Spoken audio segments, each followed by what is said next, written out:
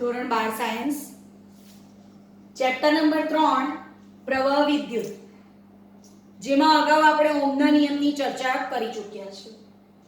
આજે જોઈશું વિદ્યાર્થી મિત્રો આપણે ઓહમના નિયમની કેટલીક મર્યાદાઓ. બરાબર છે? તો ઓહમના નિયમની મર્યાદાઓ, સૌથી પહેલા તો થોડુંક ઓહમના નિયમનું વિધાન યાદ કરી લઈએ. નિશ્ચિત ભૌતિક પરિસ્થિતિમાં રાખેલા વાહક તારના બે છેડા વચ્ચેનો વિદ્યુત સ્થિતિમાનનો તફાવત તેમાંથી વહેતા વિદ્યુત પ્રવાહના સમપ્રમાણમાં હોય છે.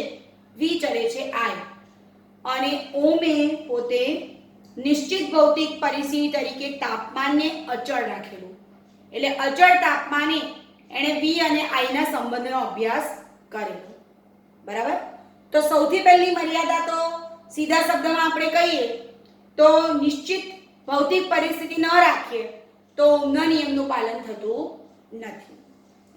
પાઠ્યપુસ્તકમાં આપેલી કેટલીક મર્યાદાઓની આપણે વાત કરીશું.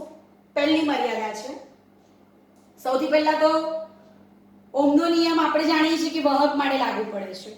તો વ્યવહારમાં કેટલાક દ્રવ્ય અને પરિપથમાં વપરાતા પદાર્થો અને રચના જેમાં વી ચલે છે I હોતું નથી.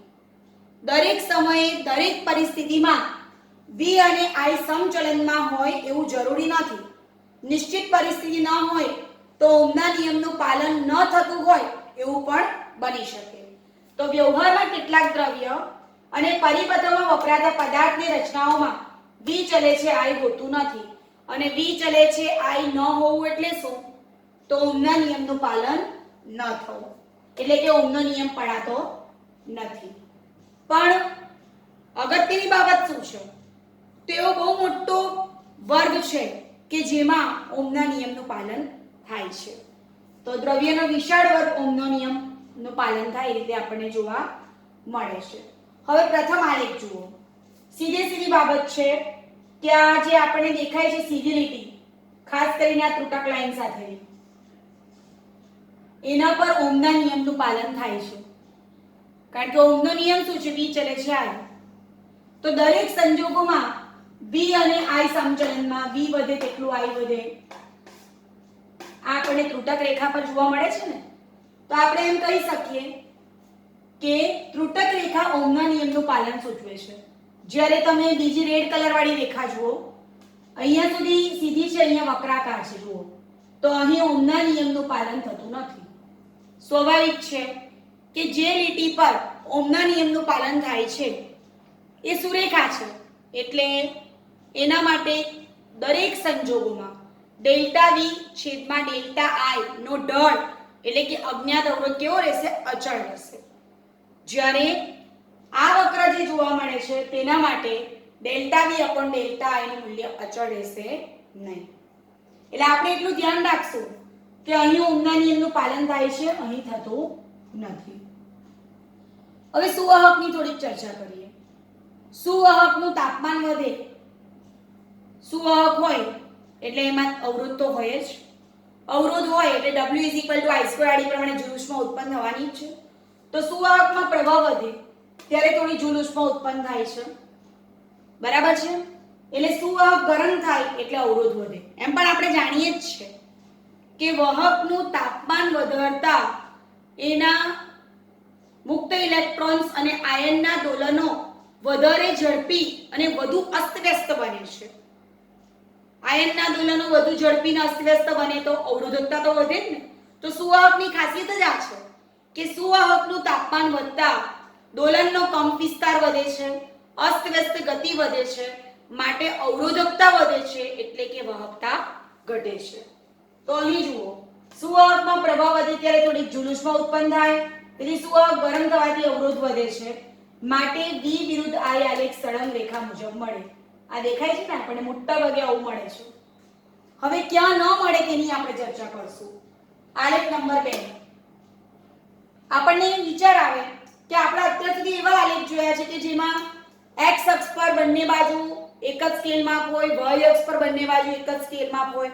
પણ વિદ્યાર્થી મિત્રો અહીં જુઓ, અહીંયા I મિલી એમ્પિયરમાં છે અને અહીંયા I માઇક્રો એમ્પિયરમાં છે. 10⁻³ એમ્પિયર, 10⁻⁶ એમ્પિયર. તો એનું રીઝન શું છે?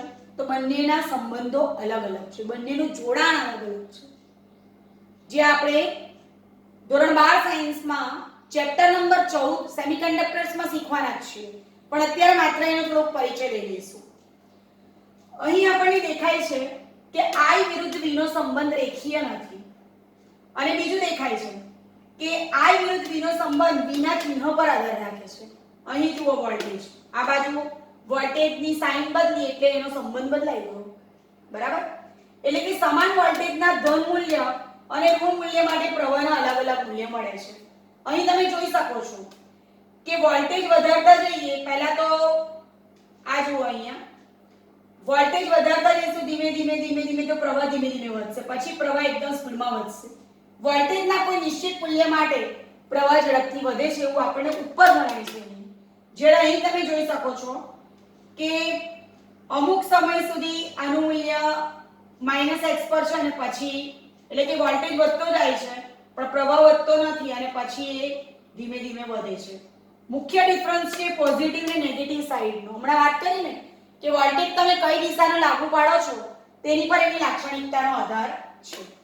સમાન વોલ્ટેજના ધન મૂલ્ય અને ઋણ મૂલ્ય માટે પ્રવાહના મૂલ્ય અલગ અલગ છે. અહીં હું 0.2 લઉં તો એનો પ્રવાહ અલગ, અહીંયા અલગ દેખાય છે. PN junction diode chapter number 14 માં આપણે શીખશું ડાયોડ માટે ફોરવર્ડ બાયસ અને રિવર્સ બાયસ. તો વિદ્યાર્થી મિત્રો, આ ઉપર જે દેખાય છે પ્રથમ ચરણમાં તે ફોરવર્ડ બાયસનો આલેખ છે, જ્યારે અહીં ત્રીજા ચરણમાં દેખાય છે તે આપણને રિવર્સ બાયસનો આલેખ જોવા મળે છે. આ બંને વિશે વિગતવાર અભ્યાસ આપણે ચેપ્ટર 14 માં કરવાના છીએ. હવે જોઈએ ત્રીજો આલેખ એનો. આ પણ ચેપ્ટર 14 નો મુદ્દો છે. અહીં આપણને અલગ અલગ વસ્તુ જોવા મળે. જો અહીંયા જુઓ, સ્ટાર્ટિંગમાં આપણને એવું લાગે કે થોડુંક બંને સમચલનમાં જતા હોય તેવું લાગે, પછી અહીંયા આમ ધીમે ધીમે ધીમે ધીમે વક્ર ઉપર ચડે, જેને આપણે કહીશું અરેખીય વિસ્તાર. હવે તમે થોડાક સમય માટે વિચાર કરો કે આ અરેખીય વિસ્તારમાં ધારો કે હું ઢોળ શોધું તો ડેલ્ટા I ને ડેલ્ટા V સ્વાભાવિક છે કે એનો ઢોળ તો મને ધન જ મળવાનો છે ને, એટલે કે મને અવરોધનું મૂલ્ય કેવું મળશે? ધન મળશે. પણ અહીં જુઓ, અહીંયા વક્ર આમ છે, જુઓ, એટલે ઋણ અવરોધક ધરાવતો વિસ્તાર છે delta V upon delta I. વક્ર આમ જાય છે એટલે એનો ઢળ ઋણ આવશે, માટે અહીં આપણે કહીએ છીએ ઋણ અવરોધક ધરાવતો વિસ્તાર. એટલે ત્રણ વિસ્તાર છે, 1 2 3, બરાબર? એમાં બીજો અરેખીય વિસ્તાર છે, સ્વાભાવિક છે કે સીધી લીટી નથી એટલે અરેખીય વિસ્તાર છે, અને ત્રીજો ઋણ અવરોધક ધરાવતો વિસ્તાર છે. તો I V સંબંધ અનન્ય નથી. અનન્ય એટલે એકમાત્ર ને એક અને માત્ર એક જ નથી, અલગ અલગ પ્રકારના હોઈ શકે છે, જુદા જુદા છે. પ્રવાહના આપેલા એક જ મૂલ્યને અનુરૂપ વોલ્ટેજના એક કરતા વધુ મૂલ્ય. એક થોડીક વસ્તુ તમને સમજાવીશ. પ્રવાહનું મૂલ્ય સપોઝ હું આ લઉં છું, તો મારી પાસે જુઓ વોલ્ટેજના કેટલા મૂલ્ય મળ્યા? આ બે મળ્યા ને. તો પ્રવાહના આપેલા એક જ મૂલ્યને અનુરૂપ V ના એક કરતા વધુ મૂલ્ય મળે છે. ફરીથી આ મેં પ્રવાહનું એક મૂલ્ય ધાર્યું તો એને માટે મને વોલ્ટેજના બે મૂલ્ય મળ્યા. આ આલેખની લાક્ષણિકતા છે. દાખલા તરીકે ગેલિયમ આર્સેનાઇડ સેમિકન્ડક્ટર ડિવાઇસમાં આવશે. આવા કોઈ પણ વક્ર માટે તમારે જો અવરોધક માટે અવરોધનું મૂલ્ય શોધવું હોય તો એના માટે આપણે ડેલ્ટા V વિરુદ્ધ ડેલ્ટા I, એટલે કે delta V upon delta I નો ગુણોત્તર શોધી અને અવરોધનું મૂલ્ય શોધી શકીએ છીએ. R = delta V upon delta I. તો વિદ્યાર્થી મિત્રો, આ થઈ ગઈ ઓહમના નિયમની મર્યાદા. હવે એક નાનો મુદ્દો લઈશ, મોબિલિટી, જે આપણે ડ્રિફ્ટ વેગ પછીના મુદ્દામાં આવે છે.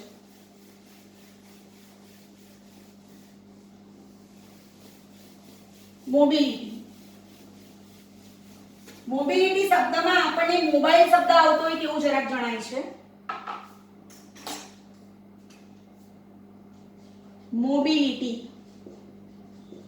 ગતિશીલતા.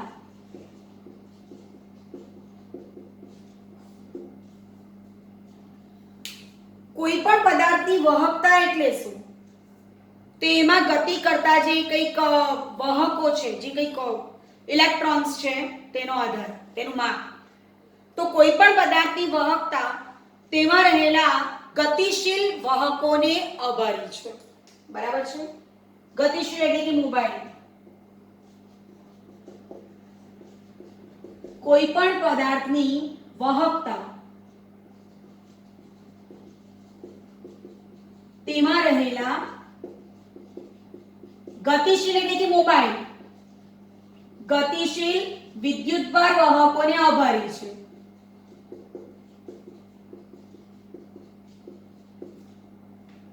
દાખલા તરીકે ધાતુની શું ચર્ચા કરેલી આપણે કે લેડીઝ બિંદુ પર ગોઠવાયેલા ધન આયન અને ટુકડાની અંદર અસ્તવ્યસ્ત ગતિ કરતા મુક્ત ઇલેક્ટ્રોન્સ.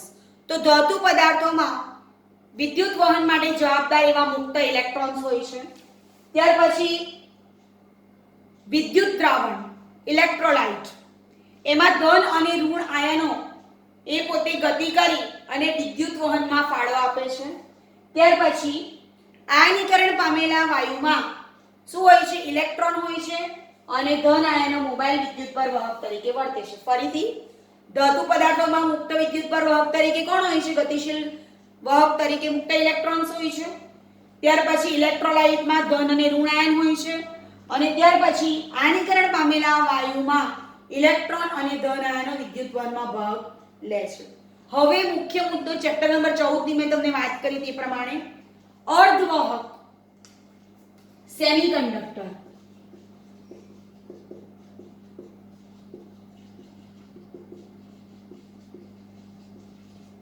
એમાં વિદ્યુત વહન આંશિક રીતે હોલ દ્વારા થાય છે અને આંશિક રીતે મુક્ત ઇલેક્ટ્રોન દ્વારા થાય છે. હવે આપણને પ્રશ્ન થાય કે હોલ એટલે શું? તો અત્યારે આપણે એટલું યાદ રાખીશું કે હોલ એની પાસે ધન વિદ્યુતભાર જેવું કંઈ નથી, પણ હોલ એ પોતે એવી ખાલી જગ્યા છે કે જે ઇલેક્ટ્રોન સ્વીકારવાની દાનત રાખે છે, એટલે એ ધન વિદ્યુતભારની જેમ વર્તે છે. તો અર્ધવાહક એટલે કે સેમિકન્ડક્ટરમાં વિદ્યુત વહન આંશિક રીતે હોલ દ્વારા HOLE હોલ અને આંશિક રીતે ઇલેક્ટ્રોન દ્વારા થતું જોવા મળે છે. બરાબર છે. હવે સૌપ્રથમ આપણે મોબિલિટીની વ્યાખ્યા જોઈએ અને ત્યાર પછી હું તમને થોડું હોલની સંકલ્પના સમજાવું છું. મોબિલિટીની વ્યાખ્યા પર જવા માટે તે દિવસે આપણે આગલા લેક્ચરમાં વાત કરેલી વિદ્યુત પ્રવાહ ઘનતાની, જેના મેં 3 સમીકરણ તમને અગત્યના છે એમ કીધેલું, એ 3 સમીકરણ હું લખીશ. J is equal to I by A, J is equal to sigma E, J is equal to NeVd. બરાબર. એમાં આ બંનેને હું કમ્બાઈન કરું છું. Sigma E is equal to NeVd માટે sigma upon Ne is equal to Vd upon E. આ Ne ને મેં છેદમાં લીધું અને આ E ને છેદમાં લાવ્યા is equal to mu. mu ને આપણે કહીશું મોબિલિટી. બરાબર છે. હવે વ્યાખ્યા તમે આ બેમાંથી કોઈ પણ એક દ્વારા આપી શકશો. આપણને સરળ આના પરથી પડશે એટલે આપણે આના પરથી બનાવીશું. mu is equal to Vd by E. એકમ વિદ્યુત ક્ષેત્ર દીઠ વિદ્યુતભાર વાહકને મળતો ડ્રિફ્ટ વેગ એટલે શું? વિદ્યુતભાર વાહકની મોબિલિટી. એક પણ શબ્દ ચૂકાવો નહીં જોઈએ. એકમ વિદ્યુત ક્ષેત્ર દીઠ વિદ્યુતભાર વાહકને મળતો ડ્રિફ્ટ વેગ એટલે શું? વિદ્યુતભાર વાહકની મોબિલિટી. બરાબર. હવે આપણે મોબિલિટીના એકમ જોઈએ. ધ્યાન રાખજો, સિગ્મા અપોન Ne પણ mu જ છે. કોઈક વાર એવું બને કે આપણને વાહકતા આપી હોય, સંખ્યા ઘનતા આપી હોય, ચાર્જ આપેલો હોય અને મોબિલિટી પૂછી હોય તો ગૂંચવવાનું નહીં. તમે Vd upon E પણ વાપરી શકો અને સિગ્મા upon Ne પણ વાપરી શકો. બરાબર છે. હવે આપણે એના પરથી એકમ બનાવીશું. Vd એટલે વેગ મીટર પર second. E is equal to F by Q newton પર કુલમ. બરાબર. હવે હું શું કરીશ? આને પારિમાણિક સૂત્રના સંદર્ભમાં લખું છું. આના માટે L1 અથવા તો પછી આપણે એને હજુ મોડિફાઈ કરીએ. ન્યૂટન એટલે શું? m1 l1 t -2 kilogram into metre પર સેકન્ડ સ્ક્વેર. અહીંયા જો આ મીટર કેન્સલ, અહીંયા તમે q is equal to it પણ લઈ શકો. આપણે પ્રચલિત એકમ બનાવો છો એટલે હું તે પ્રમાણે જ જાઉં છું અહીંયા mu = vd/e પરથી પહેલા એકમ એનો આ છે vd = મીટર પર સેકન્ડ e = f/q ન્યૂટન પર કુલમ અથવા તો પછી e = f/q પરથી તમને યાદ હોય તો આપણે આવું કંઈક કરેલું મીટર જૂલ પર કુલમ એટલે વોલ્ટ તો આ વોલ્ટ પર મીટર આ વોલ્ટ છે એ વેગ નથી ધ્યાન રાખજો તો એના પરથી આપણે એને એકમ બનાવીશું અને પછી તારવણી કરીશું એનું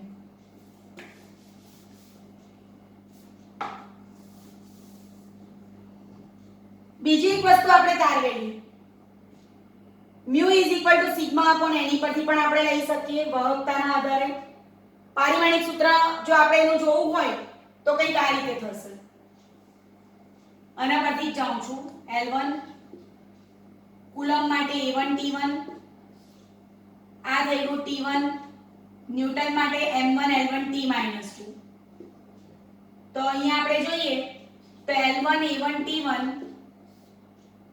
M1 L1 -1 બરાબર છે હવે m⁻⁻1 આ ગયું A1 અને T⁻2 આ એનું પારિમાણિક સૂત્ર થશે બરાબર છે હવે આપણે બીજી ઘણી બધી રીતના એને એકમ તારવી શકીએ તેની વાત કરીશું ત્રીજું હું કમ્બાઈન કરું છું કોને J = I/A પણ હું લઈ શકું ને એને પણ લઈ શકું J = સિગ્મા ના આધારે પણ આપણે ગણતરી કરી શકીશું તો I =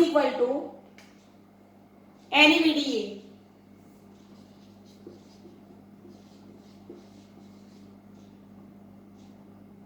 J = I/A અને J = NEVD I = NEVDA આ સમીકરણ પણ જ્યારે આપણે પ્રવાહ પૂછેલો ત્યારે અગત્યનું છે અહીં આપણે mu ની કિંમતની ગણતરીમાં ઘણા બધા પ્રકારે આપણે એનો એકમ તારવી શકીએ અને ઘણા બધા પ્રકારે ઘણા બધા સમીકરણ લઈ અને આપણે એના પારિમાણિક સૂત્ર પણ મેળવી શકીશું બરાબર હવે આમાં આપણે mu મૂકવું હોય તો mu = vd/e બરાબર તો આપણે e લાવવું પડશે અહીંયા તો I = NEVDA એમાં mu = vd/e એટલે vd = mu e હું મૂકી જાઉં છું અહીંયા પછી આપણે તારવીએ vd = mu e mu =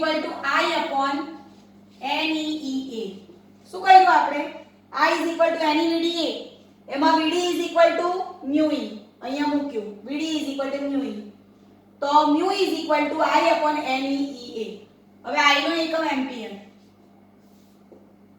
સંખ્યા ઘનતા m⁻³ કુલમ ન્યૂટન પર કુલમ ને મીટર્સ પર ખ્યાલ આવ્યો હવે એના આધારે પણ આપણે એકમ તારવી શકીએ આ કેન્સલ થઈ ગયું છે આ m⁻³ + 2 m⁻⁻1 એટલે ઉપર જશે એમ્પિયર મીટર બરાબર અને ન્યૂટન આ પણ આપણે એક એકમ તરીકે એને લઈ શકીએ ઘણા બધા આપણે લઈ શકશું હજુ પણ આપણે એક સ્ટેપ આગળ જઈ શકીએ તે હું તમને સમજાવું છું આ થઈ ગયો એમ્પિયર આ થઈ ગયો m⁻³ ત્યાર પછી e ની જગ્યાએ આપણે કુલમ મૂકીએ હવે આની તો આપણી પાસે બે ઓપ્શન છે ને કાં તો ન્યૂટન પર કુલમ અથવા વોલ્ટ પર મીટર બરાબર અને આના માટે મીટર સ્ક્વેર આના પ્રમાણથી સોલ્વ કરી શકાય ને am આ m⁻³ + 2 m⁻⁻1 બરાબર આ કુલમ અને આ વોલ્ટ તો આને પહેલા સિમ્પ્લિફાઈ કરીએ એમ્પિયર m⁻⁻1 એટલે m⁻2 થઈ ગયું આ વોલ્ટ હજુ અહીંયા એક સ્ટેપ આગળ જવું તો q = it એમ્પિયર * સેકન્ડ તો એકમ કયો થઈ ગયો મીટર સ્ક્વેર b - 1 s - 1 તમે ગમે તે એકમ તારવી શકશો આપણી પાસે ઘણા બધા ઓપ્શન્સ છે અહીંયા મોબિલિટી થઈ ગઈ હવે એક નાનકડો મુદ્દો કે આપણે ત્રણ દ્રવ્યનો અભ્યાસ કરવાના સુવાહક અવાહક ને અર્ધવાહક તેમાં અવાહકની તો આપણને ખબર છે કે એમાં વાહકતા માટે જવાબદાર એવું કંઈ નથી અવાહકમાં વાહકતા માટે જવાબદાર કઈ નથી એટલે એમાં વિદ્યુતવાહન જોવા મળવાનું જ નથી. સુવાહકમાં મુક્ત ઇલેક્ટ્રોન છે, બરાબર. અને અર્ધવાહકમાં હમણાં જ મેં કીધું આંશિક રીતે વિદ્યુતવાહન હોલ દ્વારા ને આંશિક રીતે ઇલેક્ટ્રોન દ્વારા થાય છે. હવે સુવાહક ને અર્ધવાહકમાં શું ફેર? સેમિકન્ડક્ટર અને કંડક્ટર. કંડક્ટર એટલે સુવાહક અને સેમિકન્ડક્ટર એટલે અર્ધવાહક, અડધું. તો ધ્યાન રાખજો, સુવાહકનું તાપમાન વધારતા દોલનનો કંપ વિસ્તાર વધે, અસ્તવ્યસ્ત ગતિ વધે, અવરોધકતા વધે, વાહકતા ઘટે. જ્યારે અર્ધવાહકનું તાપમાન વધારતા તેની વાહકતા વધે અને અવરોધકતા ઘટે. આપણને વિચાર આવે કે શા માટે સેમિકન્ડક્ટર ડિવાઇસીસનો ઉપયોગ વધારે પ્રમાણમાં થાય છે? તો એનું રીઝન જ આ છે, સુવાહકનું તાપમાન વધારતા એની વાહકતા વધે છે એટલે અવરોધકતા ઘટે છે. જ્યારે સુવાહકનું તાપમાન વધારીશું તો શું થશે? આયનના દોલનો વધારે ઝડપી કંપ વિસ્તારવાળા અસ્તવ્યસ્ત બનશે, અવરોધકતા વધશે, વાહકતા ઘટશે. જ્યારે સેમિકન્ડક્ટર્સ એટલે અર્ધવાહકમાં તાપમાન વધારતા અવરોધકતા ઘટે છે એટલે કે વાહકતા વધે છે. અર્ધવાહક દ્રવ્ય જેટલું ગરમ થશે એટલું રિઝલ્ટ સારું આપશે, વાહકતા સારી આપશે, માટે એનો બહોળા પ્રમાણમાં ઉપયોગ કરવામાં આવે છે, બરાબર. હવે અર્ધવાહક પર એક નાનો અમથો મુદ્દો લઉં છું.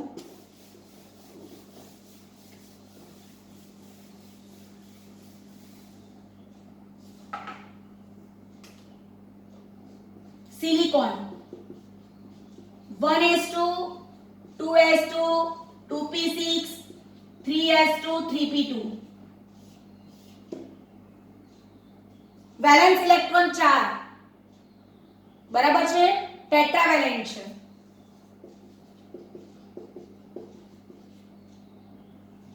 એટલે સિલિકોનનો પ્રત્યેક પરમાણુ પોતાની પાસેના 4 પરમાણુઓનો 4 વેલેન્સ ઇલેક્ટ્રોનનો ઉપયોગ કરીને શું કરશે?